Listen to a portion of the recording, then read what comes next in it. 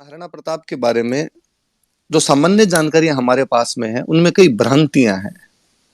एक इतिहास का विद्यार्थी व शोधार्थी होने के नाते मैं अपना हमेशा इस बात का कर्तव्य समझता हूं कि उन भ्रांतियों को दूर कर पाऊं, जितने लोगों को मैं बता पाऊं उतना तो कम से कम हो पाए। महाराणा प्रताप भारत के वो हीरो हैं जिनके बारे में बच्चा बच्चा जानता है।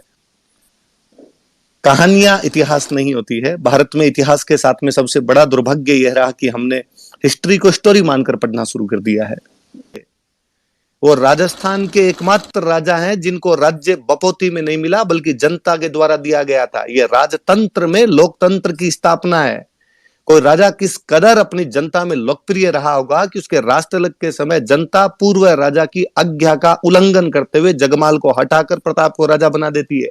तो कलयुग में यकीन राम के वारिस थे कि जिनके साथ जनता इस कदर जुड़ गई थी।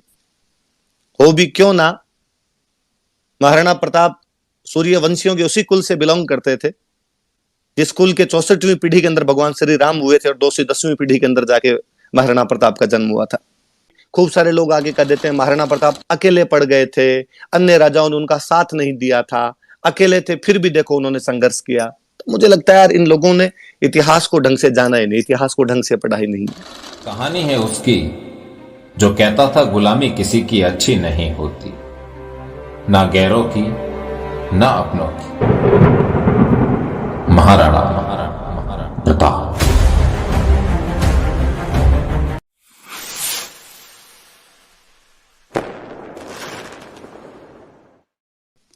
सर्वप्रथम तो मैं जितने भी श्रोतागण हमारे से जुड़े हुए हैं उन सबका स्वागत करता हूं। मानवेंद्र जी का, जिन्होंने मुझे ये प्रताप जयंती के अवसर पर बोलने का मौका दिया, आपका मैं धन्यवाद ज्ञापित करता हूं।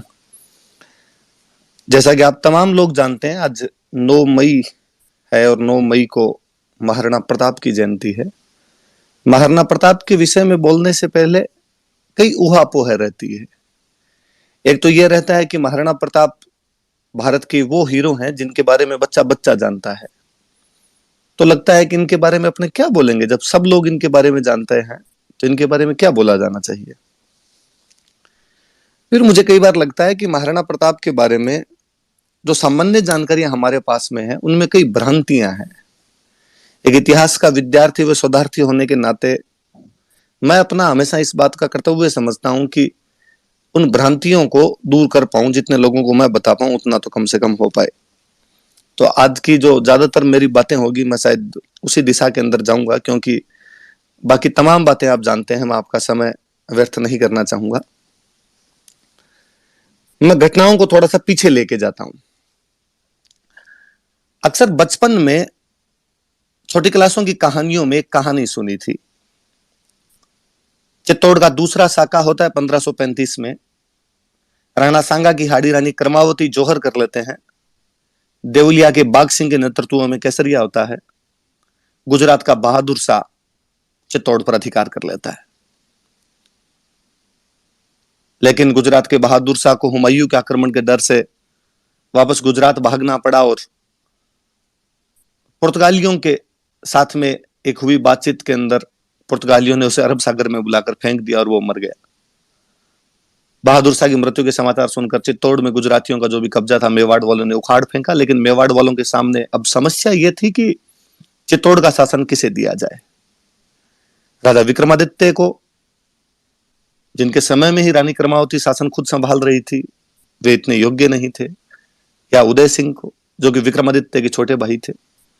पर लगा कि अभी मेवाड़ 4 संकटों से गुजरा है। 1527 में खानवादे से एक बड़े युद्ध के अंदर विफलता का सामना करना पड़ा। 1528 में राणा सांगा की मृत्यु होती है। 1531 में रतन सिंह जी की मृत्यु होती है और 1535 में चित्तौड़ का दूसरा साका हो जाता है। ऐसे समय में निश्चय किया गया कि कुछ समय के लिए बनवीर को मेवाड़ का शासन सौंप दिया जाए और फिर उदय सिंह को शासन भार दिया जाए। बनवीर ने राजगद्दी पर बैठने के बाद विक्रमादित्य को मार दिया। वह उदय सिंह को मारना चाहता था। आगे वाली लाइनें, आगे वाली कहानी आप सब लोगों ने सुनी है कि मां पन्ना, जो कि उदय सिंह की दाई मां हुआ करते थे, उन्होंने अपने बेटे चंदन का बलिदान देकर उस दिन उदय सिंह को वहां पर बचा लिया था। प्रातस्मरणीय है, धन्य है वो मां पन्ना जिसने अपने राष्ट्र की रक्षा के लिए अपने स्वयं पुत्र का बलिदान कर दिया था। दुनिया के इतिहास में से उदाहरण आपको कतई नहीं मिलेंगे जब कोई माँ इस कदर अपने पुत्र को अपनी आंखों के सामने इसलिए कटवा देती है कि उसके राष्ट्र को अखंड रखना जरूरी है, राजा को रखना जरूरी था।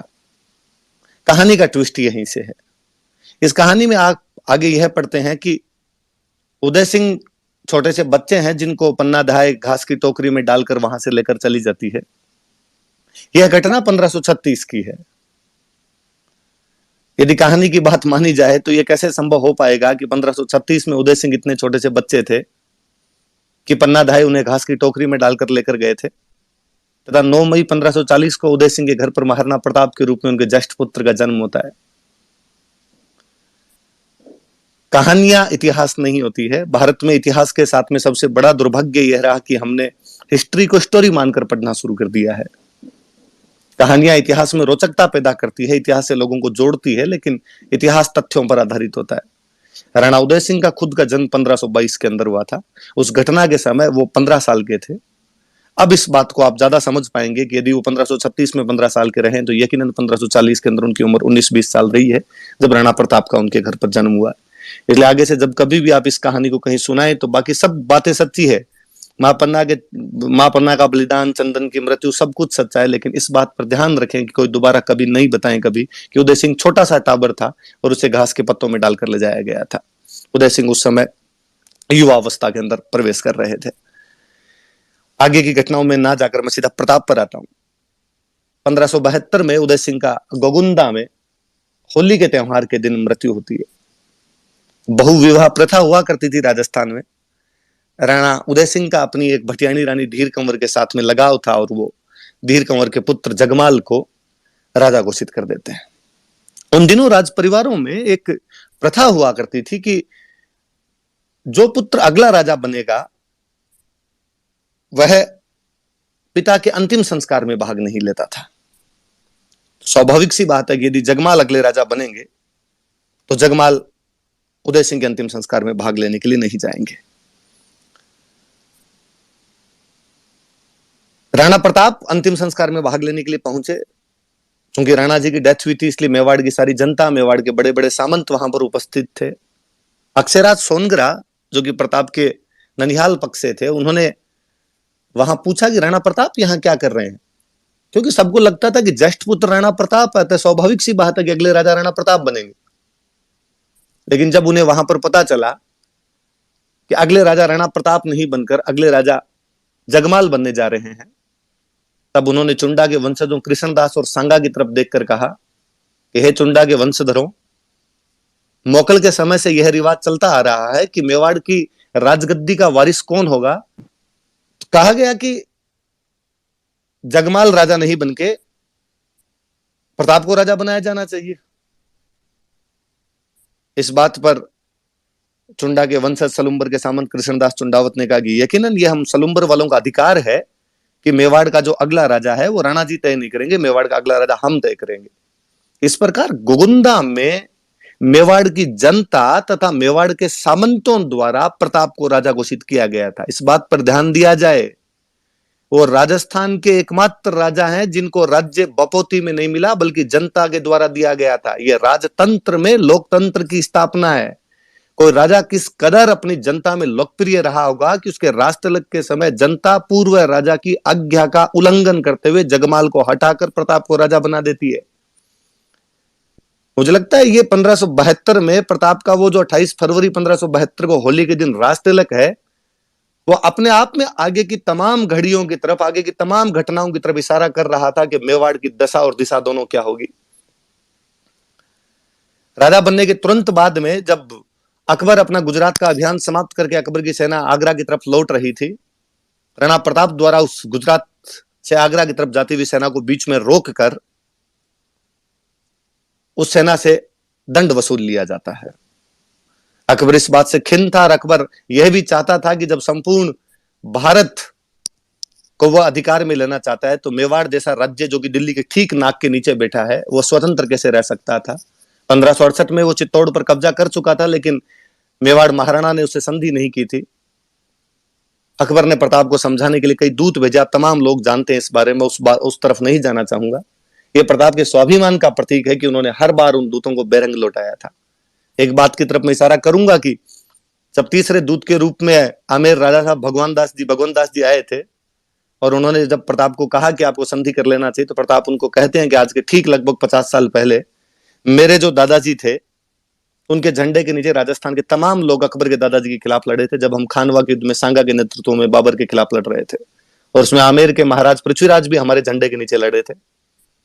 भगवान दास जी, आप मुगलों के खिलाफ अपना झंडा खड़ा कर लीजिए, मैं आपके झंडे के नीचे लड़ने के लिए तैयार हूं, लेकिन मैं मुगलों के झंडे के नीचे लड़ने के लिए कतई तैयार नहीं होऊंगा। ये चीजें बताती है कि महाराणा प्रताप में विदेशी आक्रमणकारियों के प्रति शुरुआत से कैसा विजन था, कैसी दृष्टि थी। वो ये समझते थे कि देश की एकता के लिए आपस में एकजुट होना आवश्यक है, तभी हम विदेशी आक्रमणों का जवाब दे पाएंगे। मैं हल्दी घाटी वाले युद्ध की तरफ फिर बाद में जाऊंगा, लेकिन मैं उससे पहले कई बातों की तरफ और इशारा करना चाहूंगा।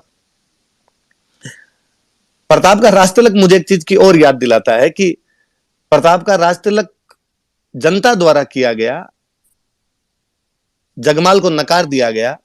मुझे पुनः याद आते हैं कि अयोध्या में जब महाराज दशरथ ने कहा कि राम जी को 14 साल का वनवास और भरत को राजतिलक मिलेगा, तो अयोध्या की जो जनता थी वो राम जी के साथ वनवास के लिए रवाना हो गई थी, जिन्हें राम जी समझा बुझाकर पुनः वापस भेजते हैं। मुझे लगता है कलयुग में यकीन राम के वारिस थे कि जिनके साथ जनता इस कदर जुड़ गई थी। हो भी क्यों ना, महाराणा प्रताप सूर्यवंशियों के उसी कुल से बिलोंग करते थे जिस कुल के 64वीं पीढ़ी के अंदर भगवान श्री राम हुए थे और 210वीं पीढ़ी के अंदर जाके महाराणा प्रताप का जन्म हुआ था। महाराणा प्रताप के बारे में अक्सर एक बात और कही जाती है। अक्सर कहा जाता है कि खूब सारे लोग आगे कह देते हैं महाराणा प्रताप अकेले पड़ गए थे, अन्य राजाओं ने उनका साथ नहीं दिया।